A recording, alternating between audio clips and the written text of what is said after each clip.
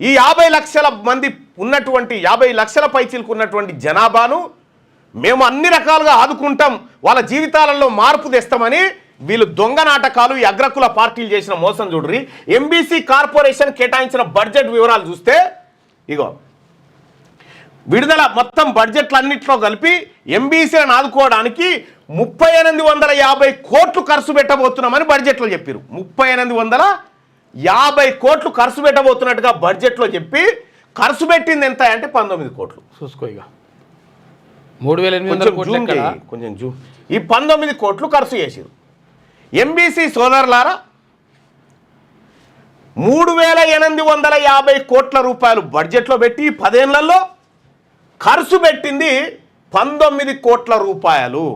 19 కోట్లు బీసీలకు ఇట్లున్నది కథ. ఇక్కడ 2018-19లో ఎంబీసీలకు 1000 కోట్లు అని చదివిండి ఎవరు? కేసీఆర్. ఎంబీసీలకు 1000 కోట్ల రూపాయలు కేటాయిస్తున్నామని చెప్పిండు. బా ఎంబీసీలు పాలాభిషేకం చేసి ఏమన్నా చేసిండా కేసీఆర్? ఎంత కేసినా ఇది గొప్ప బడ్జెట్ అన్నది. బడ్జెట్ ఏమో 1000 కోట్లు అలాట్ చేసి ఖర్చు పెట్టింది 7 కోట్లు. 7 కోట్లు అది దేనికి? ఎంబీసీ కార్పొరేషన్లో పనిచేసే ఉద్యోగస్తులకు జీతాలు. 2017-18లో 1000 కోట్లు కేటాయించి 2017-18లో 1000 కోట్లు కేటాయించి ఆటాన పైసలు కూడా ఖర్చు పెట్టలేదు. సున్నా. 2019-20లో 250 కోట్లని ఖర్చు పెట్టింది సున్నా. 2020-21లో 500 కోట్లని ఖర్చు పెట్టింది సున్నా.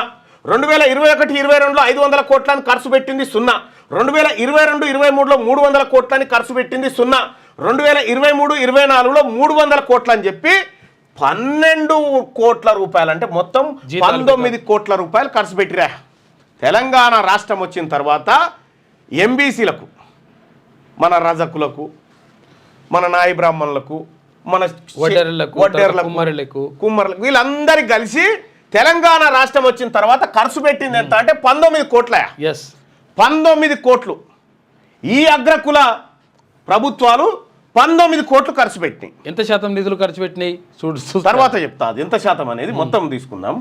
ఈ 10 ఏళ్లలో ఎంబీసీ కులాలకు అంటే బీసీలలో మరీ వెనకబడినటువంటి కులాలకు 3850 కోట్లు ఇస్తున్నామని డ్రామా కట్టి బడ్జెట్లలో పెట్టి ఖర్చు పెట్టింది 19 కోట్ల రూపాయలు. 10 ఏళ్ల నుంచి చేస్తున్న మోసం చూడరి. 10 ఏళ్ల నుంచి ఎంత దారుణమైన మోసం చేస్తూ ఉన్నారు.